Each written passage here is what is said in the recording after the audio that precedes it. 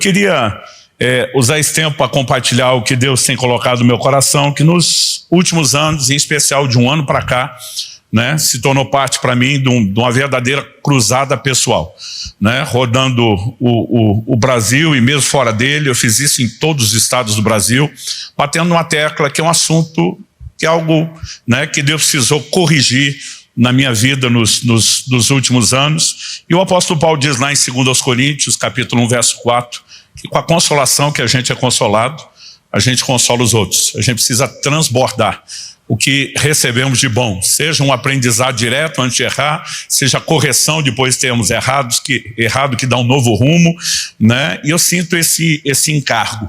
E orando bastante ao Senhor, eu senti de ter uma conversa com vocês nessa manhã, né? E se tiver que dar um título a ela, eu vou usar um título, não lembro se era o título do filme original, mas pelo menos a tradução, quando era garoto: O Céu Pode Esperar. Eu quero que você abra a sua Bíblia comigo no livro de Eclesiastes, no capítulo 7 e no verso 17. Eclesiastes 7, 17 faz a pergunta: não seja demasiadamente perverso nem tolo. Agora vem a pergunta: por que você morreria antes da sua hora? Depois de repreender um comportamento que é chamado tolo, né, como tolice, a pergunta é: por que morreria antes da sua hora? Esse texto me deu muito material para pensar, porque de alguma forma, ao longo dos anos, dezembro desse ano eu completo 32 anos só de pastorado, pregando mais tempo, né? E se tem algo que eu fiz e participei na vida, foi velório. Talvez a frase mais ouvida em velório, depois do clássico meus pêsames, meus sentimentos, seja um comentário comum, que eu ouvi muito da boca de crentes e não crentes: pois é, quando chega a hora de alguém, não há nada que possa ser feito. E nós temos uma ideia meio que fatalista, que todo mundo tem dia e hora certa, pré-determinado para morrer. Ou seja, a maneira como eu e você escolhemos em relação ao nosso estilo de vida não teria impacto sobre isso. E esse equívoco tem nos custado caro e caro demais, né? E eu quero conversar um pouco com você a respeito disso. Porque se há uma hora pré-determinada para todo mundo, esse entendimento foi construído principalmente em cima da declaração do Salmo 139, 16, todos os meus dias foram escritos no teu livro quando nenhum deles ainda existia.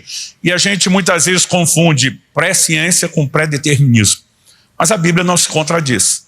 A mesma Bíblia que diz que está tudo registrado, também faz a pergunta: por que morreria antes da hora? Se tem hora pré-determinada para morrer, não dá para morrer antes. Se morre antes, significa que essa hora pré-determinada não é tão inflexível quanto alguns de nós acreditamos. A Bíblia fala sobre pessoas, né, que não apenas podem encurtar os seus dias, mas fala sobre gente que pode aumentar os seus dias. Paulo, escrevendo aos Efésios, ele cita um dos 10 mandamentos: diz: honra teu pai e tua mãe, para que tudo te vá bem e você seja de longa vida sobre a terra. Então nós podemos ou aumentar ou encurtar os dias. Se há um tempo pré-determinado, não dá para aumentar nem encurtar. Se dá para aumentar e encurtar, não há um tempo pré-determinado. Então, eu e você precisamos pensar, e lógico, não dá tempo de eu entrar em detalhes, nem explanar o pano de fundo doutrinário. Aqui eu quero apresentar a versão de forma resumida, mas justamente por causa dessa maneira errada de pensar, eu durante muito tempo não me preocupava muito com algumas questões naturais, porque a gente tem a tendência de espiritualizar o que não precisa, né? Por exemplo, em Deuteronômio 22:8, Deus diz: quando você construir uma casa com terraço, faça também um parapeito, um muro de proteção. Por que é que Deus disse isso? Ele dá razão lá. Ele diz para que você não se torne culpado do sangue se alguém cair de lá. Ou seja, Deus está dizendo: se alguém cair por negligência, por falta de cuidar de vocês, não coloque a culpa em mim. Porque a gente tem a mania de jogar tudo para Deus. O camarada está distraído, olhando o celular, atravessa a avenida, atropelado, a gente diz: Deus recolheu. Imagina Deus olhando do céu e dizer: o que eu tenho a ver com isso? Né? Deus está dizendo: se eu não colocar o parapeito, alguém cair, o culpado é você. Não diga que fui eu que recolhi. Então nós espiritualizamos o que não precisa. Mas Deus prometeu proteger. Isso não nos exime da responsabilidade de nos protegermos. Tanto quando o diabo vai tentar Jesus no deserto, diz: por que é que você não pula do pináculo do templo? Jesus diz: também está escrito. E vai estar o Salmo 91. Aos seus anjos dará ordem a teu respeito para que te guarde. Jesus não negou que isso está lá. Ele diz: mas também está escrito. Tem o outro lado que o complementa, né? Não tentarás ao Senhor teu Deus. Eu acredito que muitos de nós temos adotado um estilo de vida que não receberia outra classificação de Jesus que não seja exatamente esse. Estamos tentando a Deus. Em nome de acreditamos que Deus cura, que Deus intervém, nós ignoramos que certas coisas não precisam ser espiritualizadas. Então, na primeira carta de Paulo a Timóteo, no capítulo 5, no verso 23, Paulo dá um conselho ao seu discípulo: não beba somente água, tome também um pouco de vinho, por causa das tuas frequentes enfermidades no estômago. Não era apenas algo momentâneo, né? O apóstolo Paulo está dizendo e Paulo tinha um ministério de curas e milagres como pouco. Ensinava sobre fé e oração como poucos. Ele não está dizendo: Timóteo, vou botar a mão na sua cabeça e vou resolver isso, ou você vai só orar a respeito. Ele dá orientações práticas. Se você fizer ajustes na sua alimentação, introduzir alguns alimentos que têm certos elementos terapêuticos que o próprio Criador fez, problema resolvido, você volta a ter saúde, né? Então, outro dia eu estava citando esse texto, até porque Romanos 15:4 diz: tudo quanto foi escrito para nosso ensino foi escrito, até esse conselho. Aí uma pessoa me questionou: você não crê que Deus cura? Eu falei: eu creio que Deus cura. E acho que só espiritualiza quem crê. Porque quem não crê vai se garantir no natural. Então, o nosso erro é justamente não apenas porque cremos, mas porque temos visto Deus agir. Mas nós não podemos jogar tudo para Ele. Eu cheguei, né, no ano de 2008, bater o peso de 153 quilos. E o que tinha de amigo tentando me alertar: toma cuidado. Mas eu estava naquela fase, né, que os médicos, eles chamam assim daquele intervalo de saúde, o health span, né? Eu costumo dizer que de perto dos 20 até perto dos 40, normalmente você faz o que quer e a conta ainda não chegou. E um dia eu recebi a visita de uma pastora amiga nossa lá da Itália, que veio acompanhada de uma discípula, uma amiga dela da igreja, que era médica. Quando ela entrou e me viu, eu estava no auge do sobrepeso, dos 153 quilos. Ela regalou os olhos e disse: pastor do céu, cada vez que eu lhe encontro, o senhor está maior do que a última vez. Ela falava bem o português, né? E ela falou: desculpa, eu sou médica, eu não consigo não tocar no assunto. Ela falou: já começamos, vamos até o fim. O senhor tem feito check-up? Para surpresa dela, esperava ou não, eu falei: sim. Ela: quando foi o último? Ela imaginou, alguns anos. Eu falei: faz 2 meses. Ela falou: e aí? Eu falei: e aí que está tudo bem. Ela fez cara que não acreditava. Eu falei para minha esposa: pega os exames. Tipo, vamos esfregar na cara dela. Quando o que ela levantou buscar: não precisa pegar. Eu falei: só está fazendo cara que não está acreditando. Ela falou: desculpa, pastor, difícil acreditar que o senhor esteja bem, mas sua palavra vale mais que o exame. Não vou olhar o exame. Quando eu me senti assim, digno de confiança, ela começou a fazer as perguntas. Ela só não olhou, ela quis saber da minha boca, né? Como é que está a questão do colesterol, triglicerídeos, pressão, diabetes? E naquele momento, surpreendentemente, estava tudo bem, porque eu ainda estava no tal do health span. À medida que eu fui dando os resultados, ela falou: certeza que foi um cardiologista que fez esse check-up? Eu falei: sim. Ela falou: estou curioso para saber o que ele falou no final. Eu falei: olha, ele estava com a cara que nem a da senhora, assim, de que não está gostando. Mas eu lembro que ele jogou o envelope na mesa com o resultado dos meus exames, jogou com força. Eu lembro do envelope rodando e batendo no meu peito. E ele falou assim: digamos que o senhor tem mais sorte do que juízo. Não era para, com peso desse, estar com resultados tão bons. E dentro de mim eu estou sorrindo, pensando: só me de Deus. Que é aquela espiritualização que muitos de nós temos feito. No momento que eu falei isso, ela me interrompeu e falou: desculpa, eu vou discordar do seu médico. Ela falou: pastor, o senhor não está tendo sorte. O senhor só está ganhando tempo. E ela falou uma frase que seria o início do processo. Ela diz: pastor, lembre de uma coisa, o corpo é que nem cartão de crédito. Primeiro o senhor gasta, depois chega a fatura. Ela falou: e o senhor está gastando pra caramba, está arrebentando tudo quanto é limite. Essa conta vai chegar e vai chegar alto. E na hora assim, eu tento lidar com aquilo, resistir na minha mente, mas eu nunca mais consegui esquecer essa frase. Ela ficou martelando na minha cabeça. Não produziu resultado imediato. 1 ano depois, a pressão disparou. Tive que começar a controlar com remédio. 1 ano depois da pressão, já 2 depois da conversa, foi a vez da diabetes. Chegou com força. Quando eu vi a combinação dos dois, apavorado, comecei a perder peso.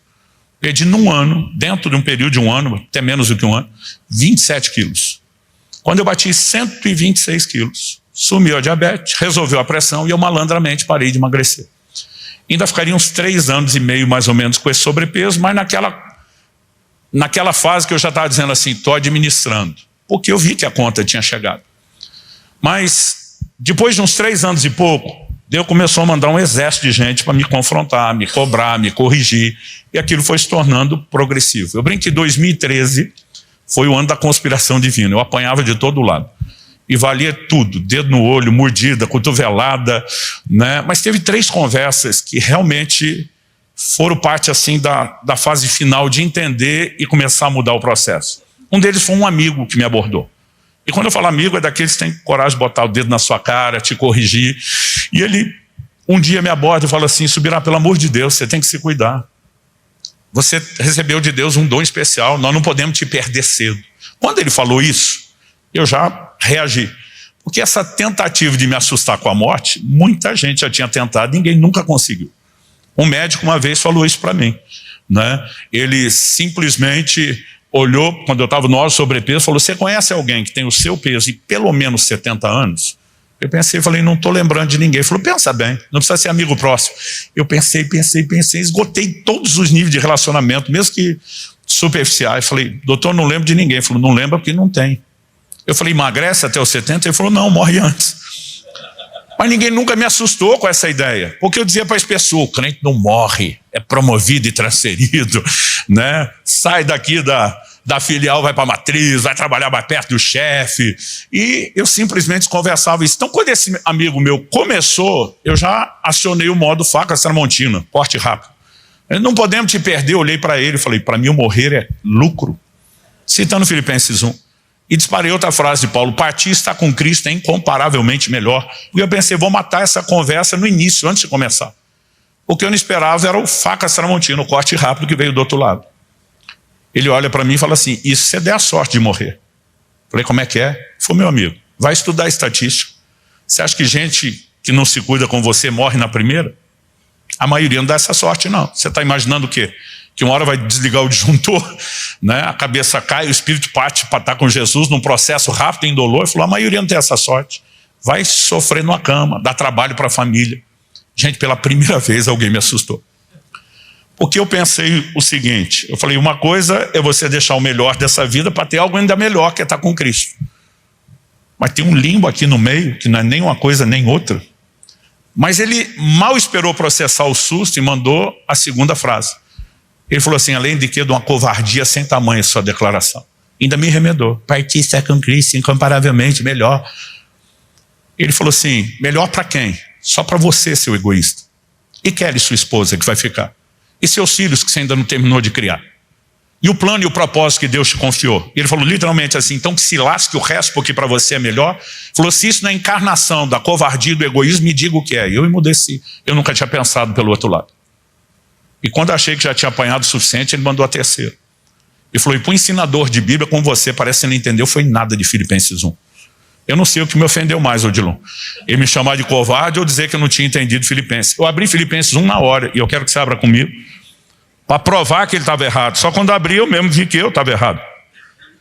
Até aquele momento eu nunca tinha enxergado ou entendido Filipenses 1. Eu quero que você leia comigo do verso 20. Se for possível, vou pedir ao pessoal que projete isso. Paulo diz assim: minha ardente expectativa e esperança é que em nada serei envergonhado, mas que com toda ousadia, como sempre, também agora, Cristo será engrandecido no meu corpo. Você pode repetir isso comigo? Diga: Cristo será engrandecido no meu corpo. Agora é o que ele diz: quer pela vida, quer pela morte. A maneira como vivemos deve engrandecer a Cristo. A maneira como vamos morrer também deveria engrandecer a Cristo. Esse é o contexto que Paulo está falando. Verso seguinte, 21. Porque para mim o viver é Cristo e o morrer é lucro. Eu nem lembrava da parte o viver é Cristo. Eu só ia para o morrer é lucro. Quando você vive Cristo, para Cristo, o modelo de Cristo, a conversa é outra.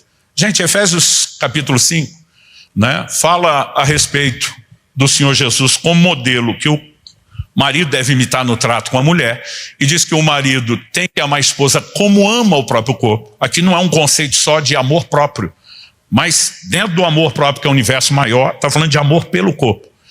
E depois de falar isso, ele diz: porque Cristo, falando a respeito da igreja, né, em relação ao seu corpo, o alimenta e cuida dele. Se ele é o nosso referencial de caráter e comportamento, e ele cuida do corpo, e o cuidado não se limita à nutrição, ele é abrangente. A pergunta é: de onde eu e você tiramos a ideia que a gente não precisa se cuidar? Então, o viver é Cristo é reproduzir desde o modelo. Gente, quando você olha para Jesus, né, alimentação saudável, ingestão de água, né? Movimento, exercício físico. Alguns estudiosos calcularam quanto Jesus andou.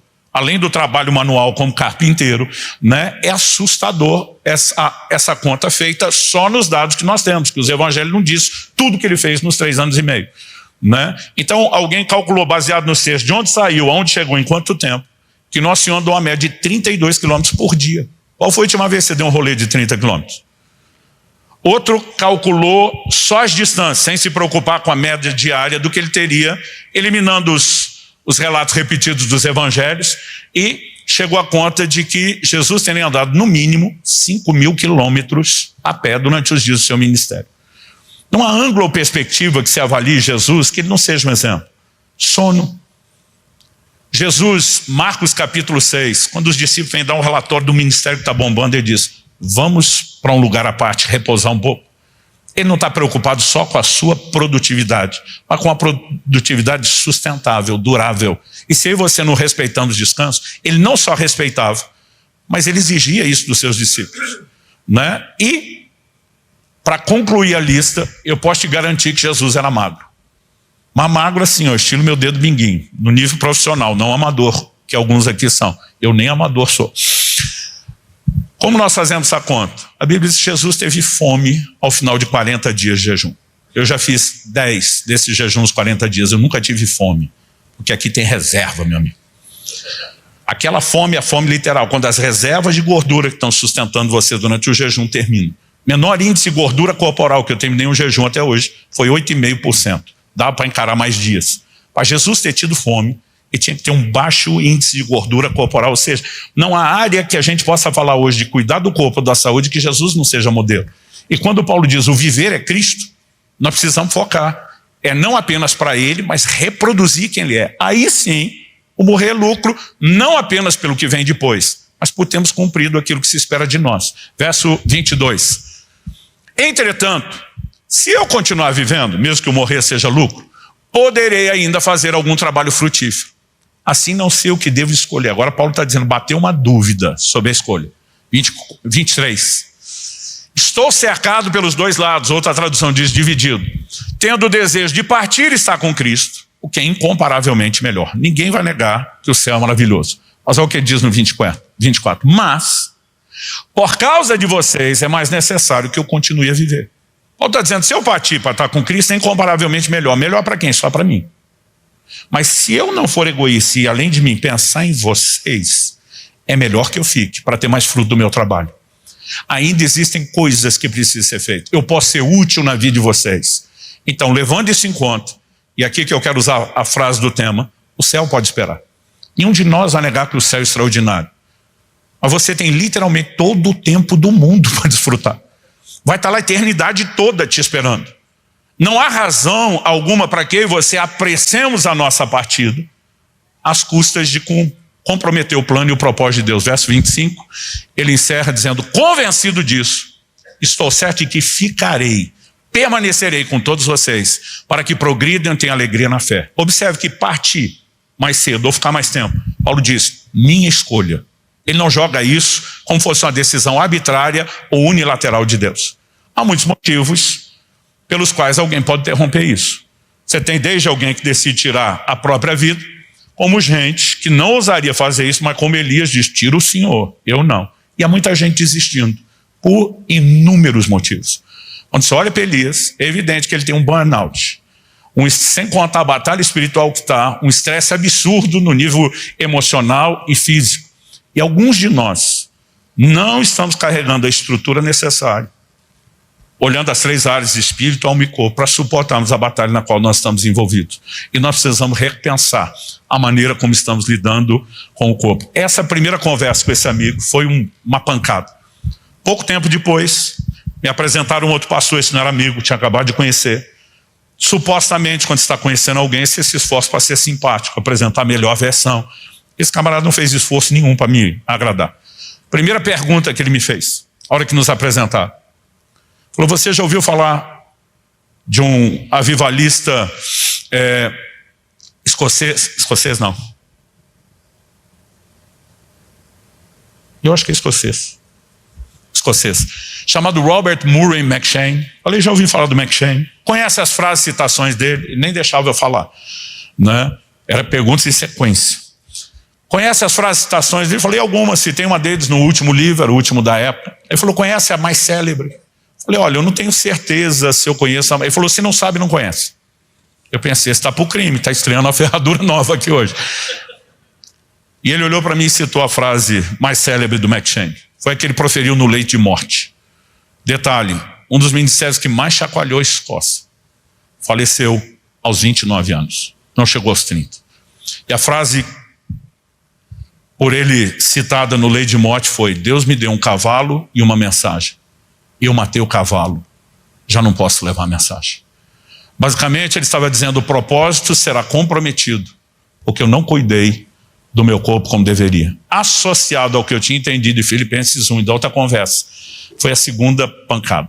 Essas duas primeiras conversas, eu, usando a alegoria do boxe, eu digo que foram knockdown. Me botaram na lona, mas não me desmaiaram, não me apagaram. Mas viria a terceira. Essa aconteceu em novembro de 2013. As minhas andanças pelo Brasil, mas em especial alguns países da Europa, me perguntavam muito se eu conhecia um pastor brasileiro chamado Paulo Canuto. De tanto me perguntaram, eu fui ficando curioso. Quem é? Quero conhecer. Descubro que em novembro de 2013 a gente ia falar numa mesma conferência em São Paulo. Eu faria abertura na primeira noite e no encerramento. O problema é que eu falava na quinta noite, sexta de manhã, eu já viajava para outro estado, para outra conferência. Eu não iria ouvi-lo. Então eu estava torcendo para ele estar lá na primeira noite, para a gente conhecer, e felizmente ele estava. Quando terminou o evento, os organizadores fizeram uma janta para os pré-eletores na igreja mesmo. Hoje em dia já não janto depois de culto. E naquela época comia na hora e na quantidade errada. Então quando nós fomos comer, meu prato era uma montanha, e eu olhei para o dele, a hora que a gente se encontrou depois de servir, e era um pratinho daquele que a gente chama simbólico. Mal sujou o prato, tinha quase nada. Eu simplesmente olhei e pensei em voz alta, está se cuidando. É lógico que eu não queria conversar sobre aquilo. O tamanho do meu prato, com o peso que eu estava, nessa época eu estava ali na fase dos 126 quilos. Quando eu falei, está se cuidando, ele respondeu com uma pergunta. Quantos anos você tem? Fora que eu pensei, deu ruim. Quando alguém com mais de 60 anos pergunta sua idade, ele vai te dar sermão, pode esperar isso. E eu já respondi com a cara meio desanimado, né? Eu estava para fazer 41, estava com 40 anos, já adiantei, falei 41. Ele falou, não, estou perguntando sua idade. Acho que ele percebeu minha reação, quis se explicar. Porque ele falou assim, quando eu estava com 44 anos, ele falou, achei que você estava perto dos 40, eu morri. Ele falou isso, eu olhei para ele e falei, você o quê? Eu pensei, eu não ouvi direito. Ele falou, eu morri. Eu falei, como morreu? Ele falou, eu morri. Ele falou, eu tenho o laudo médico da minha morte. Ele apresentou Eva, a esposa que estava do lado dele, e falou, ela é minha testemunha. Foi ela que me socorreu, me levou para o hospital, assistiu tudo. Eu, curioso, comecei a fazer um monte de perguntas. Eu sempre brinco, não é todo dia que você conversa com alguém que já morreu. Eu já conversei com vários, eu faço muita pergunta. E para encurtar a história, ele falou, olha, meu corpo entrou em falência aos 44 anos. Os médicos me reanimaram 5 vezes. Eu falei, nas 4 primeiras eu voltei. Na 5ª eu não voltei mais. Falei, como é que você sabe que não voltou? Ele falou, porque eu me vi em espírito saindo do meu corpo. Meu corpo está deitado na maca. O médico continua o procedimento, falou, acompanhei pelo relógio da parede. Não tinha noção que eles tentavam isso por tanto tempo. Foi em torno de 1 hora. Né? Eu acho que o limite costuma ser uns 40 minutos. Ele falou, tentou muito a 5ª vez. Quando não deu mais, ele falou, estou assistindo do lado de fora, toda a cena. Falou, e minha versão bate nos mínimos detalhes, com a da minha esposa e a do médico. Quando ele interrompeu o procedimento, dizendo, não há o que ser feito, eu vi o desespero da minha esposa, ela pedindo, ele explicando por que não tentaria. Ele falou, acompanhei tudo. Eu vi o que ele falou quando tirou a aliança do meu dedo, entregou para ela. Eu vi que horas era no relógio da parede, quando ele assinou o meu lado. Estou vendo tudo isso do lado de fora. E ele falou, Jesus apareceu atrás de mim. Ele falou, pensa numa presença que não precisa de anúncio. É uma glória inconfundível. Ele falou assim, eu não sentia permissão de vir a encarar, mas ele falou, antes de Jesus falar, eu já sabia que era ele. Como ele deu a deixa antes de Jesus falar, eu curioso já falei, perguntei, falei, o que ele falou? Ele me disse que Jesus chegou perto do ouvido dele e sussurrou a seguinte frase, você é um suicida. Eu estremeci, eu sabia para onde é aquela conversa. O Senhor continuou falando para ele, disse, eu tinha um plano extraordinário para a sua vida. E você conseguiu abortá-lo porque nunca cuidou do seu corpo. Quando eu ouvi essa frase, nunca cuidou do corpo, eu interrompi ele. Falei, para, será gordo? Tipo, vamos falar rasgado comigo? Ele falou, não.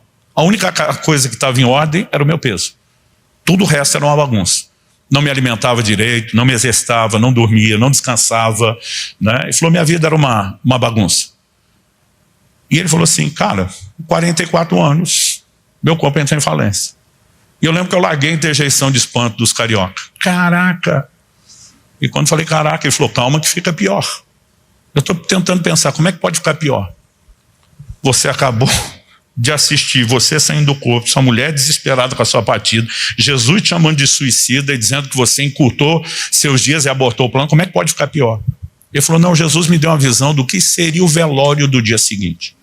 Foi o velório que nunca aconteceu, eu assisti. Ele falou, eu tenho isso na minha memória, como qualquer fato real da minha vida. Ele falou, penso numa memória que me fez mudar de vida e que me faz lembrar aquela mensagem. Eu vi meu corpo arrumado no caixão, decorado com flores, amigos, familiares chorando, as coroas de flores do lado de fora, aquele ambiente velório que você, como pastor, conhece bem. Ele falou, então alguém chegava perto do corpo, estendia a mão na direção do meu corpo e dizia, mas o Paulo era uma bênção. Por que será que Deus o recolheu tão cedo? A conta nós sempre jogamos para Deus. Nessa hora, que a pessoa fazia o comentário da visão, Jesus continuava falando no ouvido dele enquanto ele tinha visão. Jesus disse, além de abortar o meu plano e o meu propósito para a sua vida, você faz com que eu seja julgado. Jesus disse, eu não te recolhi coisa nenhuma, foi você que se matou, mas agora as pessoas me julgam pela sua negligência. E o chão sumiu debaixo do meu pé. Se as duas primeiras conversas foram knockdown, essa foi knockout.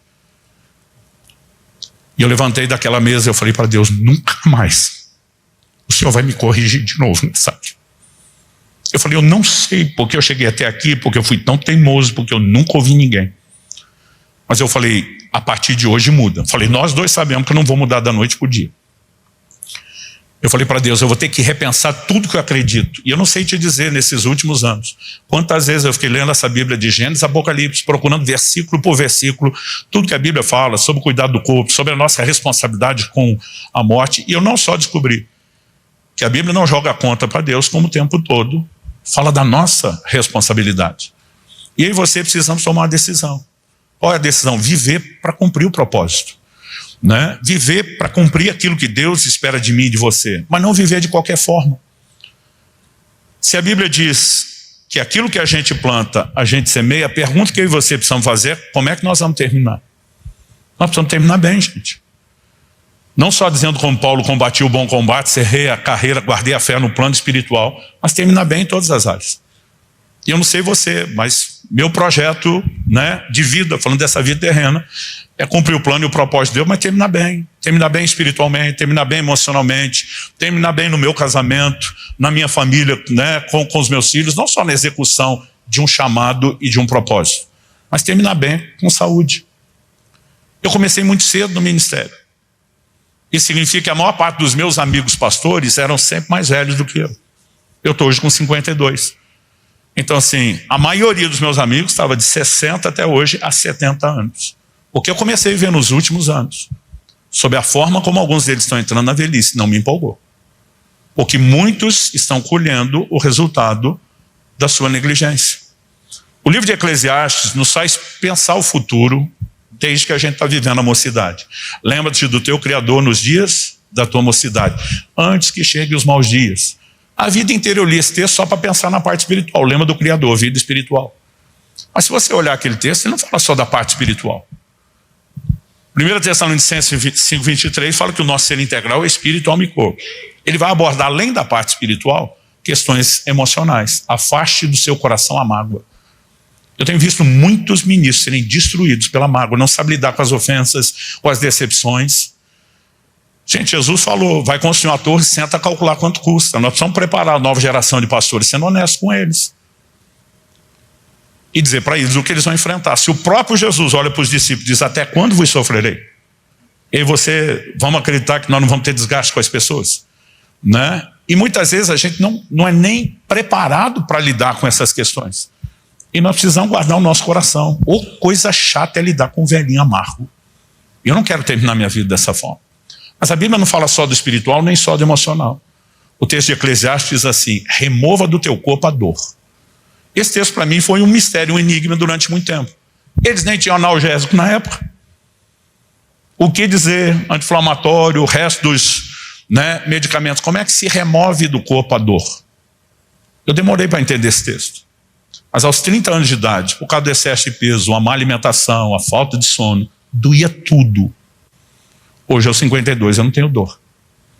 Nós podemos ter um estilo de vida que remove do corpo a dor. E nós podemos, em cada uma dessas áreas, trabalhar, né, uma dimensão de cuidado. Eu não estou tentando colocar o cuidado do corpo acima do espírito e do emocional. Mas pelo menos as outras duas áreas a gente fala mais. Mas na doutrina das nossas igrejas, de uma forma geral, a teologia do corpo é só: não entregue ele à sujeira da imoralidade. Eu falei que Paulo diz antes sobre engrandecer a Deus no corpo. E nós precisamos entender que isso envolve várias questões. Na primeira carta de Paulo aos Coríntios, se puder projetar 1 Coríntios 6,19, o apóstolo Paulo faz uma pergunta que eu chamo de sarcástica e retórica, né? Por quê? A pergunta que ele faz é: vocês não sabem que o corpo de vocês é o templo do Espírito Santo? É o santuário do Espírito Santo que está em vocês, que vocês receberam de Deus e que vocês não pertencem a vocês mesmos. Por que eu chamo de sarcástica e retórica? Porque Paulo sabia que os coríntios sabiam que o corpo era o santuário do Espírito.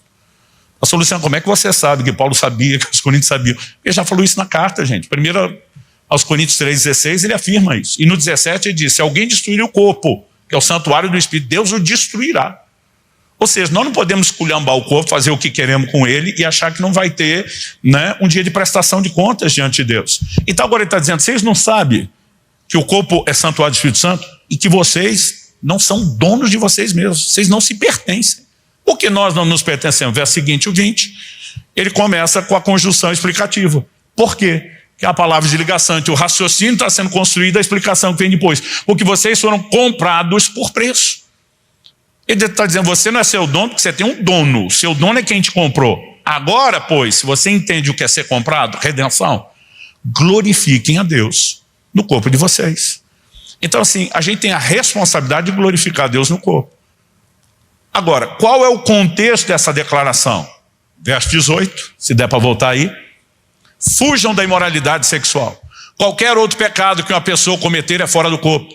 Mas aquele que pratica imoralidade sexual peca contra o próprio corpo. Gente, não é difícil entender que glorificar a Deus com o corpo, em essência, Paulo está dizendo: você não tem o direito de pegar o seu corpo e botá-lo na lama da imoralidade, porque o corpo não é seu, é santuário do Espírito Santo. Você tem um dono que exige que você glorifique. Glorificar é o uso correto. E não é difícil entender esse aspecto de fugir da imoralidade. Eu entendi isso com 15 anos de idade, gente. Recém-batizado do Espírito Santo, lendo esse texto, isso queimou meu coração de uma forma que eu fiz a Deus uma promessa. Eu falei para Deus: esse corpo nunca vai conhecer imoralidade. E tenho sustentado a promessa até hoje. Mas foi só uns 11 anos atrás, depois da conversa com o Paulo Canuto, que eu parei para me questionar: mas é só isso? E com só isso eu não estou diminuindo a importância de fugir da imoralidade. Só é a pergunta feita no sentido de exclusividade de aplicação, só serve para essa área. Porque se o contexto imediato é imoralidade, se você voltar um pouquinho antes no verso 13, Paulo estava falando de outro assunto. Ele diz: Deus fez o estômago para os alimentos e os alimentos para o estômago. Antes de falar de moralidade, ele está falando de alimentação. E a pergunta a ser feita é: nós temos que glorificar Deus com o corpo nessa área? A resposta implícita na lógica é sim. Mas apesar de aqui a gente ter algo implícito, nós temos uma declaração explícita em 1 Coríntios 10:31. Um versículo que durante anos eu não enxerguei. Ou quando enxergava, achava que era só para falar do ritual, né, dos ritos cerimoniais do Antigo Testamento, ou dos alimentos proibidos, ou da comida do culto a ídolos. Em 1 Coríntios 10:31 a Bíblia diz: portanto, se vocês comem, ou bebem, ou fazem qualquer outra coisa, serve para tudo, façam tudo para a glória de Deus. Você pode repetir isso comigo? Diga: fazer tudo para a glória de Deus. Agora, o tudo começa por comer e beber, e depois entra o resto. Eu me questionei aos 41 anos de idade, mesmo tendo prometido aos 15 nunca entregar o corpo à imoralidade, e não tendo feito isso porque eu queria glorificar Deus. A pergunta que eu fiz foi: eu já comi ou bebi para a glória de Deus? E a resposta assustadora, chocante para mim foi: não. O que eu fazia, na verdade, era uma desonra a Deus. Eu tive que aprender a mudar não apenas quantidade, mas qualidade. Muitos de nós temos nos alimentado muito errado. Quando você vê 2 Reis, capítulo 4, Eliseu chegando em Gilgal, a Bíblia diz que havia fome na terra, o que pressupõe ausência de alimentos. Eliseu fala para um dos discípulos: prepara um cozido para os filhos dos profetas. A Bíblia diz que ele sai. Época de fome, gente, não é para ter comida dando sopa, sobrando. E ele encontra uma trepadeira silvestre cheia de fruto. Como sabemos cheia? A Bíblia diz que ele encheu a capa deles. Não deu nem para levar na mão. Eu fico imaginando o que aquele garoto pensou. Se ele era meio espiritual, deve ter pensado: provisão de Deus. Se era um pouquinho mais carnal, deve ter pensado: dei sorte. O que ele não parou para pensar é porque ninguém colheu aquilo. E a Bíblia diz que ele encheu a capa de colossíntidas. E o texto é claro, diz assim: visto não saber o que eram. Curioso que quando Deus chamou minha atenção, visto não saber o que era, eu fui estudar o que eram as colossíntidas, porque eu nunca soube. E algo recorrente na literatura antiga é mencionar que as colossíntidas, em pequenas quantidades, elas tinham uma propriedade terapêutica, era laxante para o intestino. Mas em grande quantidade, não remetia só à vulga diarreia. Elas eram altamente tóxicas e chegavam a causar sangramento intestinal até a morte. Quando a comida é servida, alguém grita morte na panela. E não era força de expressão, tipo, estou morrendo de fome ou de sede, onde a gente não está morrendo de verdade. Ali era morte. E se Eliseu não intervisse com um milagre, eles não teriam sobrevivido à comida e não havia muita opção. Foi necessário um milagre. O dia que eu estou lendo esse texto, o Espírito Santo fala comigo: por que a morte foi parar na panela? Eu nem pensei muito, falei: ignorância do cozinheiro, que botou veneno lá sem saber. Na hora que eu falei isso, ele me pergunta: e quanto à ignorância de vocês hoje? Não está botando morte na panela, no prato e no corpo de vocês? Gente, a maioria de nós não tem noção de quanto veneno a gente ingere. Desde aditivos químicos, conservante, corante, né, saborizantes, aromatizantes. A indústria alimentícia agora está apostando alto nos realçadores de sabor. Seu corpo não sabe o que faz com tanto derivado de petróleo que você consome nos produtos alimentícios. E pela desinformação, interpreta como se fossem hormônios. Hormônios são hipossolúveis, armazenados, diluídos em gordura. E a tireoide de todo mundo está uma bagunça há muito tempo. As doenças autoimunes dobram no mundo a cada 5 anos. Cada 5, dobra de novo e de novo e de novo. Não me diga que é só o poder diagnóstico. Os cientistas da longevidade estão dizendo que nós só temos um remédio: voltar a comer como nossos avós e bisavós. Ou seja, cortar industrializados, processados, ultraprocessados. Né? A lista aqui pode ir longe. Se a gente for falar de açúcar e glúten, então, que são venenos absurdos, então a gente vai ter que reaprender muita coisa. Né? Eu, durante muito tempo, como hiperativo, acreditava que dormir era perda de tempo.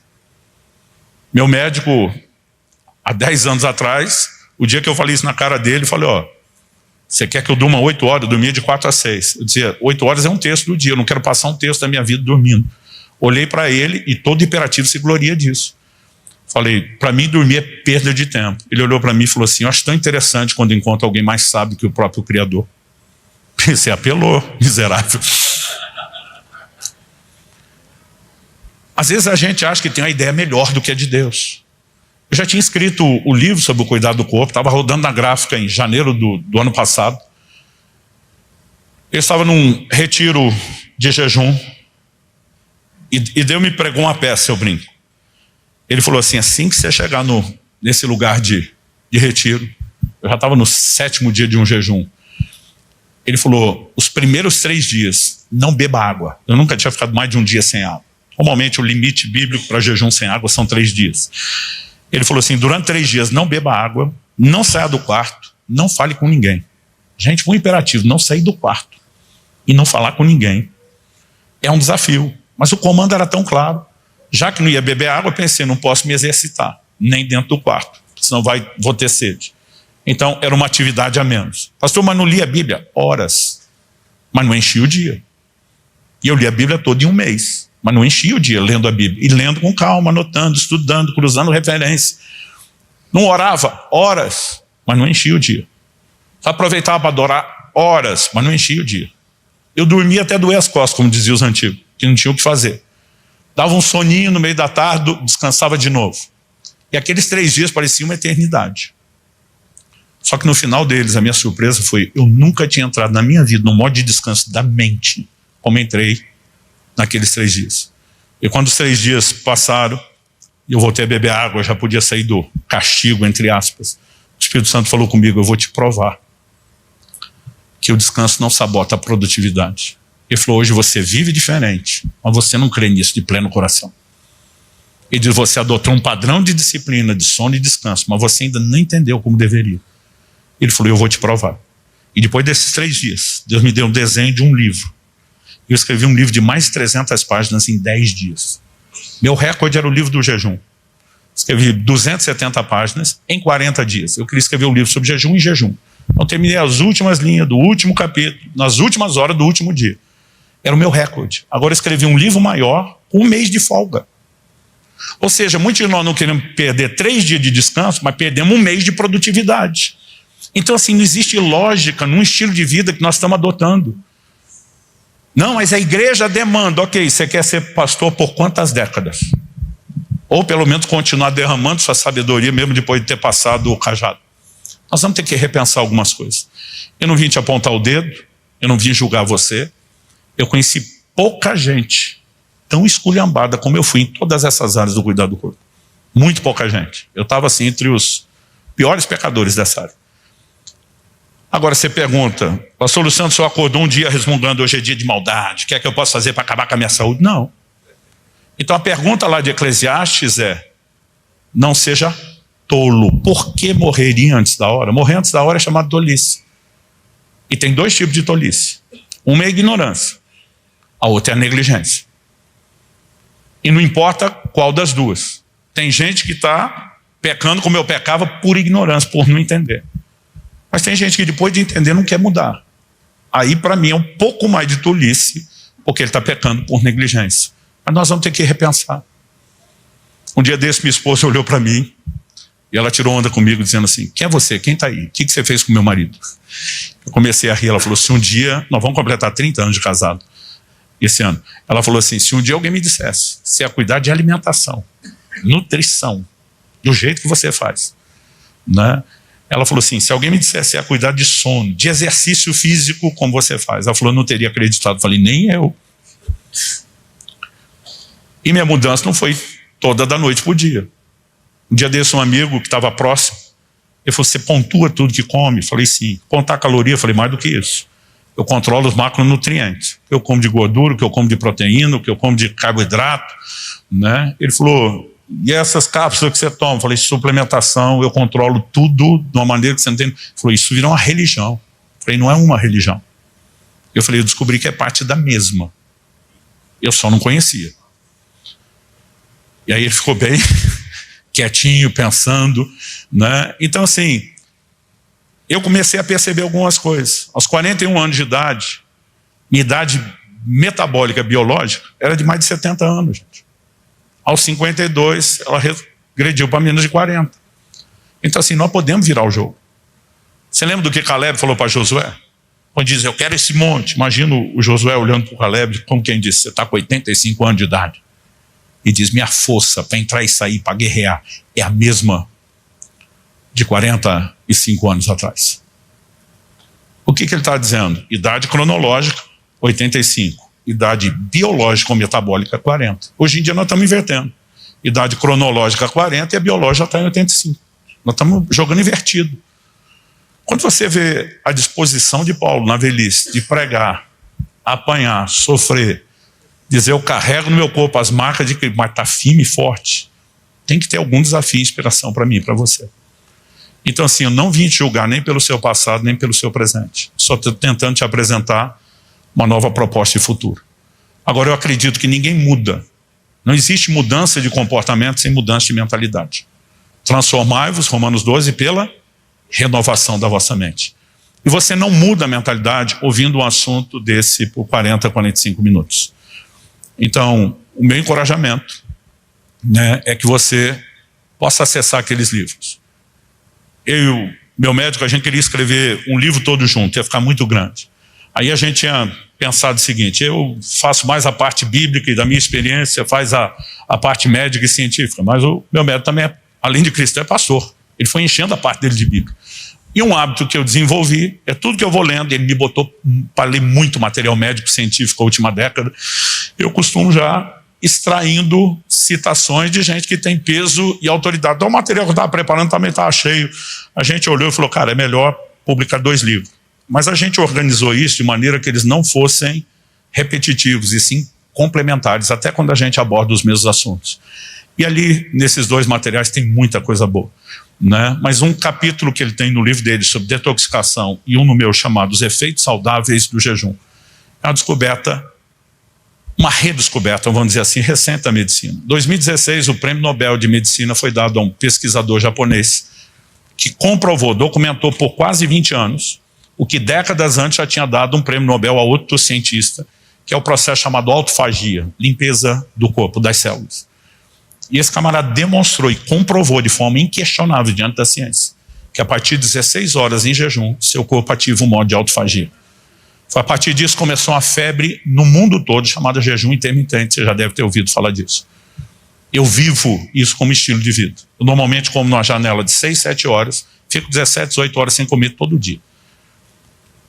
E eu estou mapeando, literalmente, com muitos resultados, meu corpo há anos. Nesses jejuns prolongados, meu médico chega a pedir 60, 70 tipos de exames de sangue, fora os outros, para a gente comparar o antes e depois, né? É impressionante o impacto que o jejum tem tido sobre a minha saúde, mas se a gente não souber fazer, ele pode ser nocivo, se fizer do jeito errado, mas do jeito correto, ele pode ser muito benéfico. Eu tenho visto muita gente ser curada de muita coisa, né? Nesse processo de autofagia. Das coisas que você nem imagina a variedade. Esse dia um pastor amigo meu fez 40 dias de jejum. E o médico dele, um endócrino, que não é crente, queria conversar comigo. Porque ele nunca, é um cientista da área do jejum, nunca tinha visto ninguém fazer mais de 7 dias. Quando ele falou que ia fazer 40, o cara falou, mas comendo uma vez por dia? Ele falou, não. Com líquido? Ele falou, não, só na água. O médico falou, não vou entrar nisso não. Ele falou, doutor, o senhor devia repensar o seu título de cientista.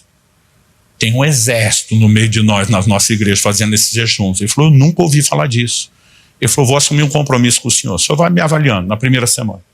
Se eu estiver bem, o senhor vai me liberando para continuar. Se em algum momento o senhor mandar parar, eu paro. Se não, o senhor vai ter comigo o que os médicos não costumam ter, um laboratório. Ele falou, nesses termos eu entro. E depois ele estava tão impressionado, esse meu amigo brincou com ele, falou, o mestre Jedi dos jejuns nossos está chegando aí, você quer falar com ele? E ele veio falar comigo, nunca tinha pisado numa igreja. Ele falou, cara, eu estou impressionado com o que aconteceu no corpo dele. Ele falou, eu vou descrever para o senhor primeiro, antes de ter ouvido ele ou você. Ele falou, com todos vocês é a mesma coisa? Falei, em linhas gerais, sim. Só autofagia, que a gente nunca sabe o que vai melhorar, porque depende do problema que a pessoa tem. O que te surpreendeu? Ele falou, olha, ele tinha um fungo branco nas costas, que não tinha dermatologista que curasse. Desapareceu.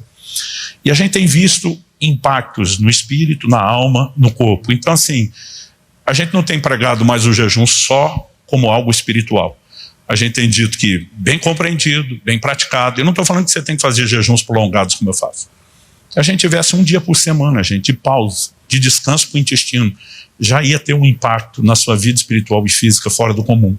Então, assim, não vim falar nada com presunção, estou te falando como um pecador arrependido, corrigido por Deus, mudado, transformado. Esperei anos de uma boa prática e testemunho nessa área para começar a ensinar, mas assim, eu quero com muito amor e carinho te fazer uma advertência. A gente não quer você só frutificando hoje e descartável daqui a alguns anos, né? A gente quer que você termine bem em todas as áreas. Eu espero de alguma forma poder contribuir com isso, né? A gente, como eu falei, está disponibilizando um volume maior de material que pode te ajudar não só a mudar a mente, mas algo que eu descobri nesse processo aqui, eu termino, foi que a constância, ela depende do seu nível de convicção. A turma fala, pastor, o senhor mudou tudo uma vez? Eu falei, claro que não. Perdia peso, ganhava um pouco. Perdia de novo, ganhava um pouco, até estabilizar. Dormia 8 horas, demorou muito tempo eu consegui dormir 8, meu corpo não estava habituado. Mas daqui a pouco na correria começava a me perder, tinha cuidado novo. Começava a treinar, daqui a pouco me perdia na correria, não está exercitando. Todo mundo, ninguém muda tudo de uma vez. E quem tenta normalmente não consegue. Mas o que eu descobri, que a base da constância é a convicção.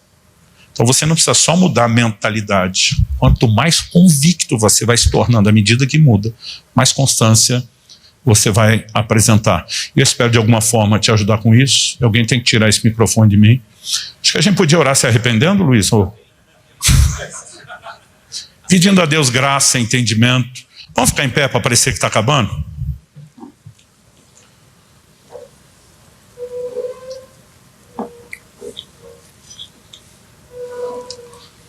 Eu tenho muitas testemunhas aqui de gente que conheceu o antigo Luciano e quem vê o atual agora.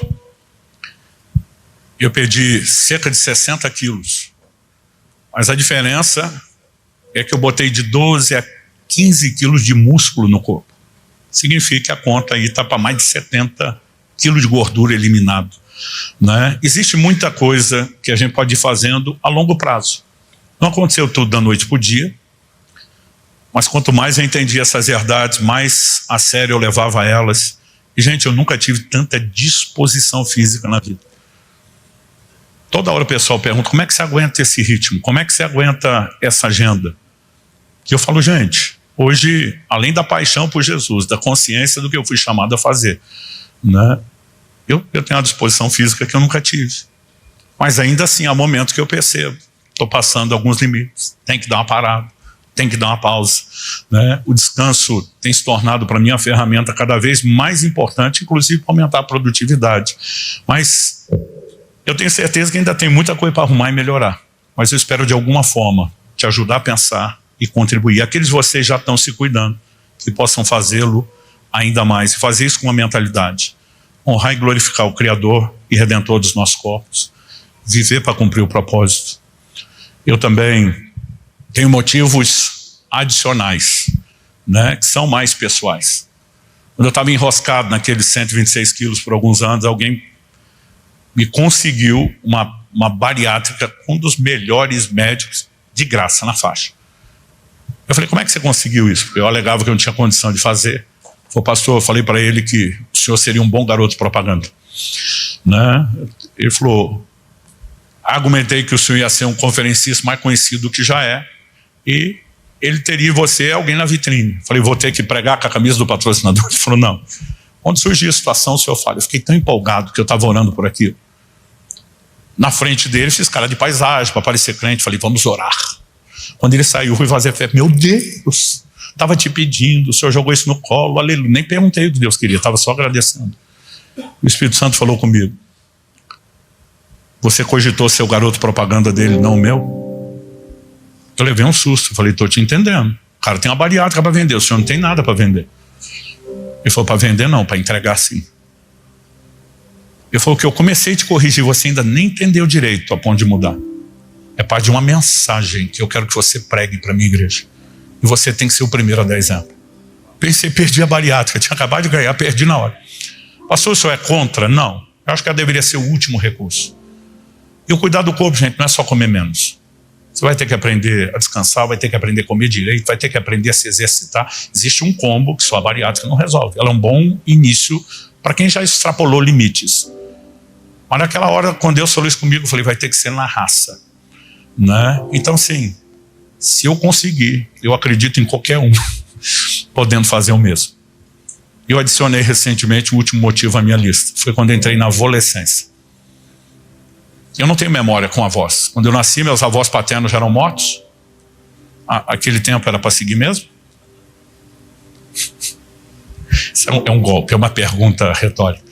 Vocês me dão mais 2 minutinhos só para contar isso? Eu estou como vocês, estou com compromisso e agoniado. E não é criança na escola, mas a gente tem mania de otimizar. Então deixa eu bem depressa. Eu não tive memórias com avós paternos. Quando eu nasci, meus avós paternos já eram mortos. Os maternos estavam assim, como diz aqui no sul, só a capa da gaita. Viveram pouco, sem muita qualidade de vida, então perdi eles muito cedo e não sofri. Tudo que todo mundo fala dos avós eu não tive. O abraço do vô, o beijo da avó, a comida, né, a casa, nada disso. Mas quando eu ouvi as memórias da minha esposa, falando principalmente da avó materna dela, eu achava a coisa mais linda. Mas quando meu filho disse que eu ia entrar na adolescência, eu já sou avô de 3. E só aqui quem é avô sabe que eles são a sobremesa da vida. Eu tomei uma decisão, falei, eu quero estar lá por eles, eu quero estar inteiro. E eu tomei a decisão, falei, eu vou cansar eles não vão me cansar. Até agora está dando certo. Esses dias minha netinha mais velha, que está para completar 5, ela olhou para mim, a gente brincando, ela, cansei vovô, e eu, yes. Só que a prole não para de aumentar e eles têm pilha Duracell. Então, eu estou dedicado, né? Seja quais forem seus motivos adicionais, que eles não excluam, honrar e glorificar o Criador e o Redentor do corpo, e viver para cumprir o propósito. Pai, nós pedimos graça e favor para entender, para digerir, para processar essa palavra e, acima de tudo, para corresponder com ela. Queremos nos arrepender, seja da ignorância ou da negligência.